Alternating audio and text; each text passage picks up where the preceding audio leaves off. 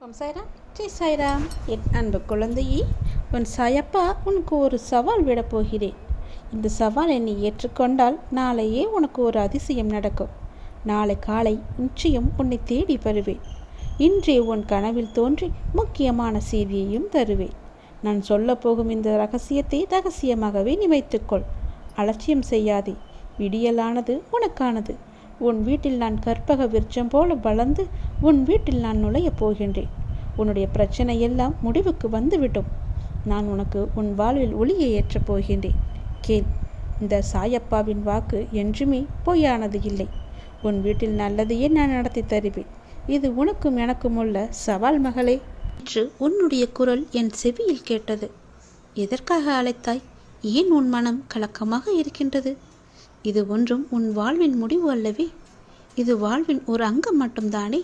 இந்த நிலை நிச்சயம் மாறப்போகின்றது. பிறகு ஏன் கலக்கமாக இருக்கின்றாய்? உன் மனதை எப்பொழுதும் தெளிவாகவே வைத்துக்கொள். நான் இருக்கின்றேன். உனக்காக மட்டுமே நான் வாழ்ந்து கொண்டு இருக்கின்றேன். அப்படி இருக்கையில் ஏன் கலக்கமாக வைத்துக்கொண்டு உன்னை நீயே வீணடித்து கொண்டிருக்கின்றாய்? கலங்காதே. நீ என்னை அழைத்தது எப்படியோ என் காதில் வந்து விழுந்து விட்டது.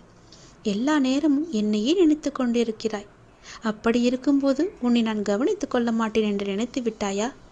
பயப்படாதே, நான் இருக்கின்றேன். நீ எது நினைத்தாலும் எது செய்தாலுமே எனக்கு நிச்சயம் தெரியும். அவ்வப்போது யாரோ ஒருவர் உன்னுடைய எதிர்காலம் பற்றி பயமுறுத்தி கொண்டே இருக்கின்றனர். இல்லாததை பற்றியோ கிடைக்காதவற்றை பற்றியோ கவலைப்படுவதால் பயனொன்றும் கிடையாது. நன்மையை செய். விரோதங்களையும் வீண் வாதங்களையும் தவிர்த்து விட்டால் இறைவன் உன்னை காப்பாற்றுவார். தீங்குக்கு தீங்கு என்பதை தவிர தீங்குக்கு பதிலாக நன்மையை செய். பிறருடைய சொற்கள் உனக்கு தீங்கிழைக்காது. தைரியமாக இரு. உனக்காக யாரும் இல்லை என்ற நிலை வரும்போது கூட உனக்காக நான் காத்திருப்பேன் என்பதை மறந்து விடாதே. எல்லாம் நல்லதாகவே நடக்கும். உனக்கு ஒரு ஆபத்து என்றால் உன்னை காக்க நான் ஓடோடி வருவேன். வாழ்வில் லட்சியமும் அதை அடைய வேண்டும் என்ற எண்ணமும் பொறுப்பும் கண்டிப்பாக இருக்க வேண்டும். அதே சமயம் எதையும் ஏற்றுக்கொள்ளும் பக்குவமும் வேண்டும். கஷ்டம் என்பது எல்லோருக்கும் வருவது. அதன் பிடியில் இருந்து யாரும் தப்புவதில்லை. இதை நீ தெரிந்தும் உணராமல் இருக்கிறாய்.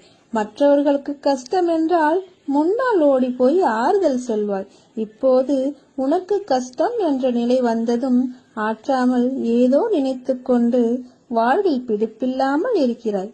பிறந்தது முதல் தொல்லைகளுடனும் கஷ்டங்களுடனும் வாழ்கிறேனே என மீட்க யாரும் இல்லையே என புலம்புகிறது உன் மனம். எப்போது இந்த செய்தி உன் கண்களில் பட்டதோ அப்போதே நீ விடுதலையின் படியில் காலை வைத்துவிட்டாய் என்பதை நம்பு. இதுவரை இப்படி எதுவும் உன் கண்களில் படவில்லையே.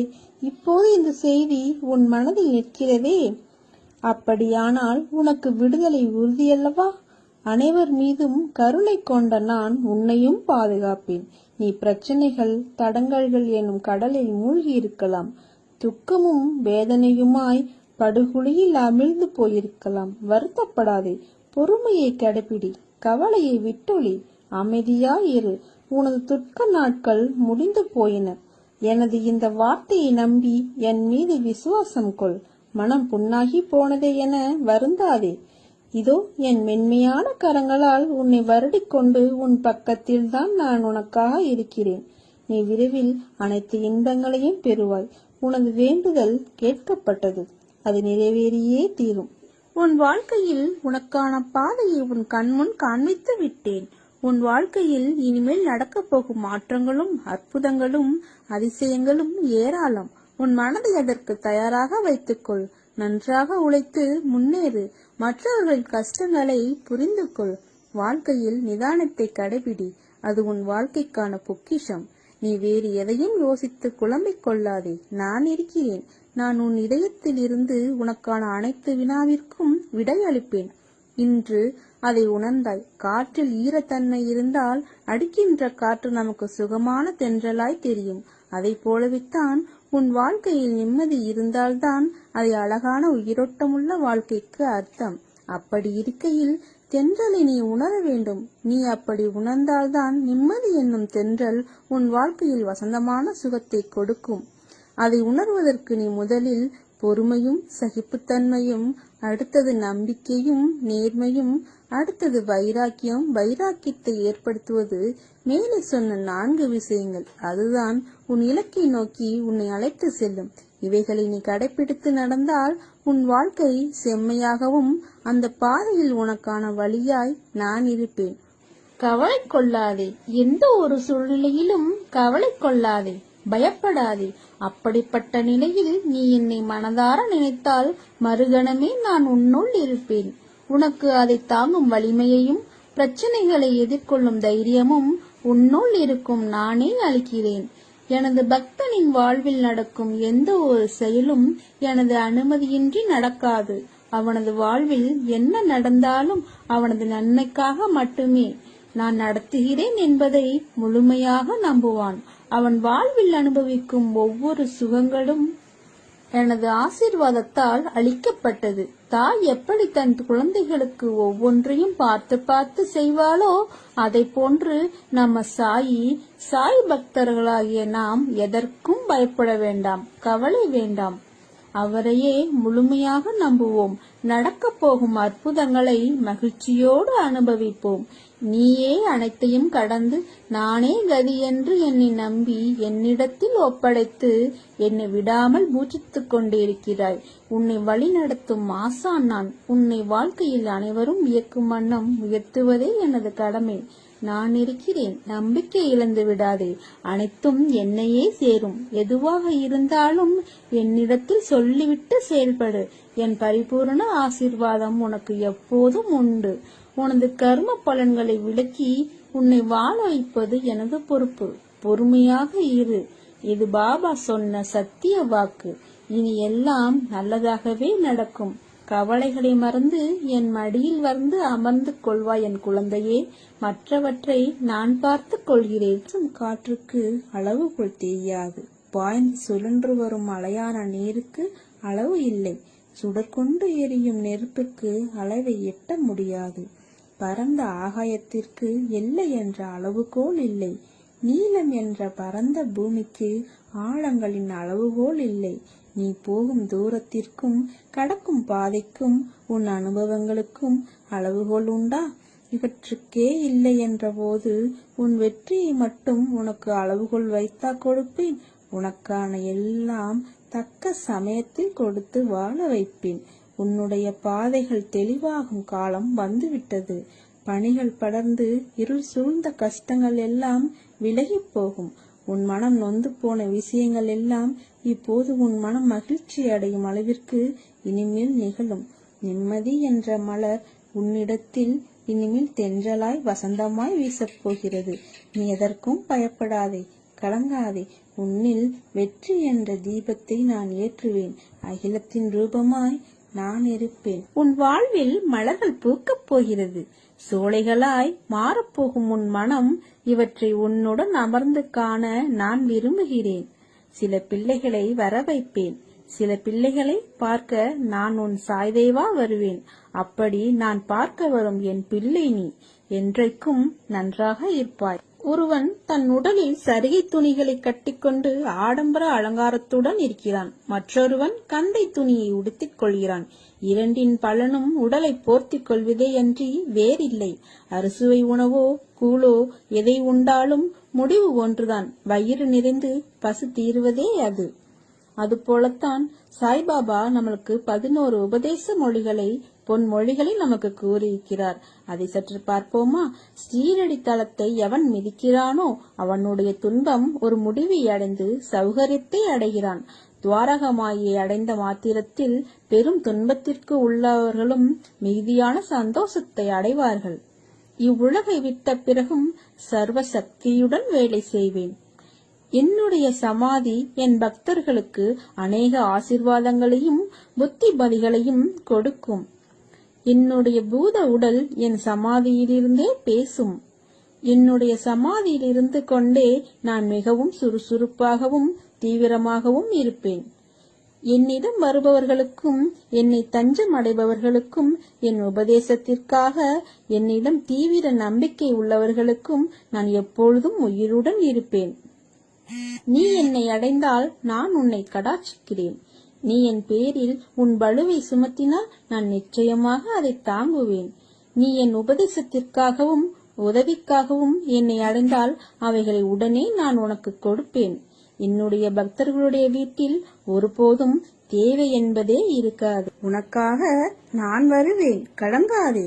இதுவரை கண்ணீரை மட்டும் கண்ட நீ இனி உன் வாழ்க்கையில் ஜெயிக்கப் போகிறாய். பக்தர் எங்கே சென்றாலும் எவ்விடத்தில் இருந்தாலும் சாயி அவருக்கு முன்னமையே அங்கு சென்று சற்றும் எதிர்பாராத வகையில் தரிசனம் அளிக்கிறார். எல்லாம் சரியாகிவிடும், எதற்கும் அஞ்சாதே. உன்னோடும் உன் குடும்பத்தோடும் நான் என்ற உன் சாய்தேவா இருக்கிறேன். நிச்சயமாக நல்ல ஆரோக்கியத்துடனும் எல்லா செல்வ வளங்களையும் பெற்று நல்ல பெயருடன் மகிழ்ச்சியான வாழ்க்கையை பெறுவாய். உனக்கு ஜெயம் தரும் சாயப்பா சொல்கிறேன். என்னிடத்தில் எப்போதும் நம்பிக்கையும் பொறுமையும் கொண்டிருங்கள். குருவான நான் உங்களிடமிருந்து வேறு எதையும் ஒருபோதும் எதிர்பார்க்கவில்லை. நான் உங்களை ஒருபோதும் புறக்கணிக்கவும் இல்லை. எப்போதும் உங்களை பாதுகாப்பேன். நான் உங்களுடனே தங்கி வாழ்கிறேன். ஒரு சில சமயம் உங்களை பிரிந்து இருப்பேன். எனினும் என்னுடைய அன்புடைமைக்கு தேவையோ அன்பின்மையோ நான் காட்டுவதில்லை. தாய் ஆமையானது தனது இளம் குட்டிகள் தன் அருகில் இருப்பினும் தன்னை விட்டு நீங்கி ஆற்றின் அக்கறையில் இருப்பினும் தனது அன்பு பார்வையில் பேணி வளர்ப்பதை போன்றே அதே விதமாக நானும் உங்களை என் கண்ணோட்டத்திலே எப்போதும் பேணி பாதுகாப்பேன். எல்லாவற்றையும் நானே பார்த்து கொள்கிறேன். எதற்காகவும் கலங்காதே. உன்னோடும் உன் குடும்பத்தோடும் சாய் தேவா நான் இருக்கிறேன். நல்லதே நடக்கும், நல்லது மட்டுமே நடக்கும். எப்போதும் நல்லதே நடக்கும். ஆன என் துணை என்றும் உண்டு. உன்னை நிச்சயம் நல்வழிப்படுத்துவேன். உனக்கான வழிகள் எல்லாம் வெற்றியாய் இருக்கும். அதற்கு நான் பொறுப்பு. என் பரிபூர்ண அருளும் ஆசிர்வாதங்களும் அன்பும் எப்போதும் உனக்கு அருள்வேன். மகிழ்ச்சியுடன் கூடிய நல்ல வாழ்க்கையை வாழ்வாய். உன் மனக்குழப்பங்கள் அனைத்தும் மன மகிழ்ச்சியாக நான் மாற்றித் தருகிறேன். என்னை நம்பி வாழும் உனக்கு நல்லதே நடக்கும். உன் வாழ்க்கையில் நீ எங்கும் எதையும் தேடி செல்ல வேண்டாம். உனக்கான அனைத்தும் நிறைந்த விஷயங்களாய் நான் இருக்கிறேன். மற்றவர்களை நம்பி வாழ்வது சுயமரியாதை இல்லை என்று நினைக்கும் போது என் குழந்தை என்னிடம் மட்டும் உரிமையாக கேட்பதை பார்த்து ஆனந்தம் கொள்கிறேன். என் குழந்தைக்கு என்ன தேவை என்பதை நான் பார்த்து பார்த்து அள்ளி கொடுத்து வாழ வைப்பேன். சாயப்பா, எனக்கு பிறர் உலக பொருட்கள் மீது எனக்கு கவனம் வேண்டாம். நான் உங்களை எண்ணி வாழ வேண்டும் என்று நினைக்கும் என் பிள்ளையை என் உயிராய் நான் தாங்குவேன். உன்னை உனக்கான நிலையில் வாழ வைப்பேன். உனக்கான சாம்ராஜ்யத்தை உருவாக்குவேன். அனைத்தும் உன் வாழ்வில் மிக விரைவில் கிடைக்கப் போகிறது. நீ வானத்தில் மின்னும் நட்சத்திரமாய் ஜொலிக்கப் போகிறாய். உன் சிரிப்பில் என் சந்தோஷம் இருக்கிறது. உனக்கான வானமாய் நான் உன்னிடத்திலும் உன் வாழ்க்கையிலும் நான் எங்கும் உன்னை சூழ்ந்து இருப்பேன். உன்னை உன் வாழ்வில் ஜொலிக்க வைப்பேன். நீதான் என் உயிர். உன் அன்பில்தான் என் நிம்மதியும் இருக்கிறது. உன்னை என் கண்ணாய் உயிராய் நான் காப்பேன். நீ என் பரிபூரண அருளும் ஆசீர்வாதமும் அன்பும் பெற்ற என் பிள்ளை. உன்னை விட்டு நான் விலகுவதும் இல்லை. உன்னை விலகி போகும்படி நான் சொல்வதும் இல்லை. நிச்சயமாக எல்லா செல்வ வளங்களையும் பெற்று சீரும் சிறப்புமாய் நல்ல பெயருடன் மகிழ்ச்சியான வாழ்க்கையை பெறுவாய். அன்பு குழந்தையே, மரங்கள் வளர்ந்து இலைகளால் காய்களால் கனிகளால் பூக்களால் இருக்கும் மரத்தை ரசிக்க யாருக்குத்தான் பிடிக்காமல் இருக்கும்? ஆனால் அந்த நிலை வருவதற்குள் அந்த மரம் படும் பாடு தன்னையும் காத்து தன்னை நம்பி நிழல் தேடி வரும் அனைவரையும் காத்து தன் மேல் அடைக்கலமாய் தங்குவதற்கு வரும் உயிரினங்களையும் காத்து மிக பெரிய நிலைகளை கடந்து வருகிறது. அப்படி இருக்கையில் மனிதன் தன் நிலையில் வெற்றிகரமாய் நின்றிட எதிர்கொள்ள வேண்டியதும் கடினமாகத்தான் இருக்கும். சோதனையை தாங்கி நகர்ந்து வரும் அந்த சிறிது நேர போராட்டம்தான் உன்னை எப்படி என்று உனக்கே தீர்மானித்து காட்டும். ஒரு தாய் தன் பிரசவ வலியின் போராட்டத்தை தாங்கிய அந்த நிமிடங்களுக்கு பிறகு தன் உயிருக்கு மேலான குழந்தையை ஈன்றெடுக்கிறாள். தந்தை எத்தனையோ போராட்டங்கள் தன் குடும்பத்தை தாங்குவதற்கு இதை போல ஒவ்வொரு கட்டத்திலும் போராட்டம் இருக்கத்தான் செய்யும். அப்பா, அப்படியென்றால் வாழ்க்கை என்றாலே போராட்டம்தானா என்றால் இல்லை. ஆனால் வாழ்க்கை என்றும் ஒரு கோட்டில் செல்லாது. அதை அடுத்த கட்டத்திற்கு எடுத்து செல்லும் நிலை பெரிது. அதற்கான சூழல் மாறுபடும். அதுதான் போராட்டமான நேரம். போராட்டங்களில்தான் வாழ்க்கையை வாழ கற்றுக் கொடுக்கும். அதைதான் உன் சாயப்பா போதித்து வருகிறேன். உன்னிடத்தில் வெற்றி பெறுவாய். இந்த போராட்டம் வெற்றியடைந்தால் அடுத்த போராட்டம் இல்லையா என்றுதானே உன் கேள்வி. உன்னுடைய வாழ்க்கை அடுத்த கட்டத்திற்கு எப்பொழுதெல்லாம் செல்கிறதோ அப்போது போராட்டம் தொடரும். இந்த போராட்டத்தின் வெற்றி என்பது மிக விசேஷமானது. எதனால் என்றால் உன் வாழ்க்கைக்கான முதல் தளமான போராட்டம்தான். நீ எப்போது எதிர்கொள்வது, அதில் வெற்றி பெற்றால் பக்குவம் என்ற பொக்கிஷமாக மாறுவாய். அதனால் தானே கூறுகிறேன், நீ என் பரிபூரண அருளும் ஆசீர்வாதமும் அன்பும் பெற்ற என் பிள்ளை. உன்னை என் இருதயத்திலிருந்து சுமந்து அரவணைப்பேன். உன் தேவைகளை பற்றி அதிகம் யோசிக்காதே. சரியான நேரத்தில் உன்னை தேடி வரும். உனக்கு எப்படி கொடுக்க வேண்டும் என்று எனக்கு தெரியும். எல்லாம் நன்மைக்கு. விரைவில் புதிய அத்தியாயம் உன் வாழ்வில் நடைபெறும். காத்து கொண்டிரு. உனக்கு பிடித்த ஒன்றை தரப்போகிறேன். நிரந்தரமில்லாத இந்த உலகத்தில் எதன் மீதும் ஆசை வைக்காதே. எதுவும் நிரந்தரமில்லை. இருக்கும் வரை மகிழ்ச்சியாக இரு. பணிந்து போக தெரிந்து கொள். தவறில்லை. உறவுகளை வெறுக்காதே. ஒரு நாள் நிச்சயம் விடியும். உன்னை புரிந்து கொண்டு உன்னை தேடி பிரிந்த உறவுகள் ஓடி வரும். யாராக இருந்தாலும், உடன் பிறந்தவர்களோ, இல்லை நெருங்கிய நண்பர்களோ, இல்லை நம்பிக்கையான உறவுகளோ, கேளிக்கையாக நினைத்து பேசாதே. ஏளனமாக பேசாதே. நீ காண்பது அனைத்தும் மாயை. இந்த பரந்த உலகத்தில் அறிமுகமாக அனைத்தும் மாயை. எதுவும் நிரந்தரமில்லை. விட்டு சென்றவர்களை நீ தேடி போக தயாராக இரு. தவறில்லை. ஒதுக்கி வைத்து பார்த்து ரசிக்க நினைக்காதே. உன் தலைமுறை செழிப்பாக இருக்க எதை வேண்டுமானாலும் செய்யலாம். தவறில்லை. உனக்கும் எனக்கும் பூர்வ ஜென்ம புண்ணியம் இல்லை என்றால் நாம் வாழும் வாழ்க்கைக்கு அர்த்தமில்லாமல் போய்விடும். உனக்கு குருவாக இருப்பது கூட அர்த்தமில்லாமல் போய்விடும். நீ செய்த தவறுகள், பாவங்கள் அனைத்தும் பூர்வ ஜென்ம புண்ணியத்தின் காரணமாக மன்னித்து உன்னை அதிலிருந்து விடுவித்து உன்னை எனது பக்தனாக செய்திருக்கிறேன். நான் வியக்கும் வகையில் என் சொல் கேட்டு நட்புடன், அன்புடன், கோபங்கள் தவிர்த்து நடந்து கொள். நான் உன்னை உயர்த்தி காட்டுகிறேன். உன் முன்னேற்றத்திற்கு யார் வடிவில் எந்த விதத்தில் வந்து உதவலாம் என்று சிந்தித்துக் கொண்டிருக்கிறேன். கவலைப்படாதே. ஏதாவது ரூபத்தில் யார் வடிவிலாவது வந்து உன்னை முன்னேற்றி உனக்கு நிம்மதியான வாழ்வை தருவேன். என் மேல் நம்பிக்கை வை. நான் இருக்கிறேன் உன்னோடு. நீ புத்திசாலியாக இருந்து உன் குடும்பத்தை கட்டி எழுப்பு. உன்னால் மட்டுமே குடும்பத்தில் இழந்து போன அனைத்தையும் மீட்க முடியும்.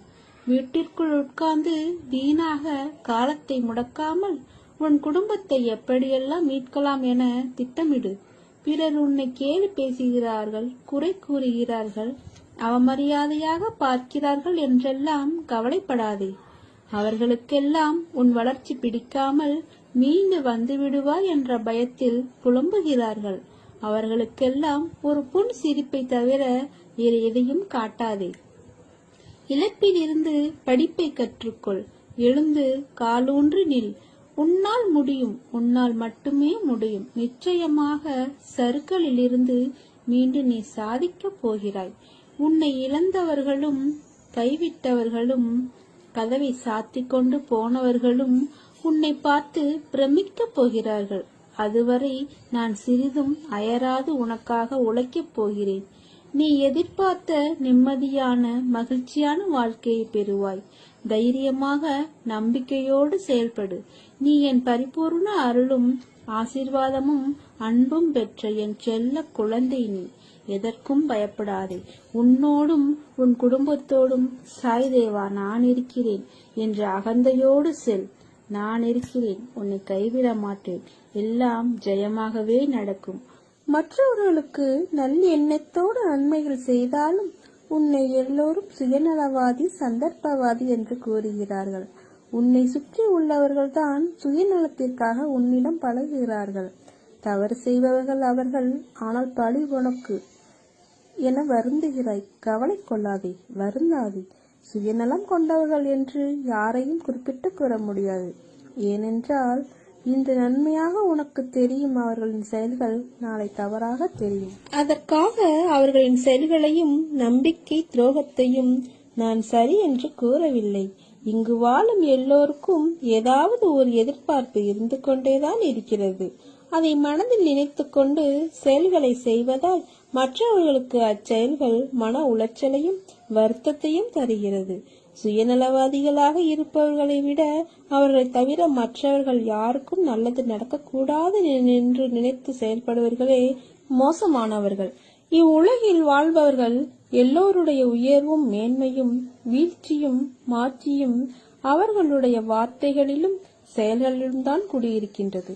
அதை வைத்துத்தான் நீ அவர்களிடம் நட்பு கொள்வதா வேண்டாமா என்று முடிவெடுக்க வேண்டும்.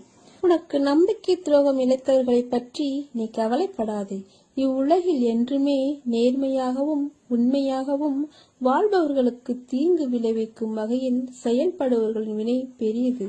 அவர்கள் நிச்சயம் அதற்குரிய பலன்களை அனுபவிப்பார்கள். இதை உனக்கும் பொருந்தும். எனவேதான் எதை பேசுவதற்கு முன்பும் ஒரு முறை பலமுறை யோசித்து செயல்படு. எதை கொட்டினாலும் அள்ளிவிடலாம், வார்த்தையை கொட்டினால் அள்ள முடியாது, அதை திரும்ப பெறவும் முடியாது. எதற்கும் அஞ்சாதே.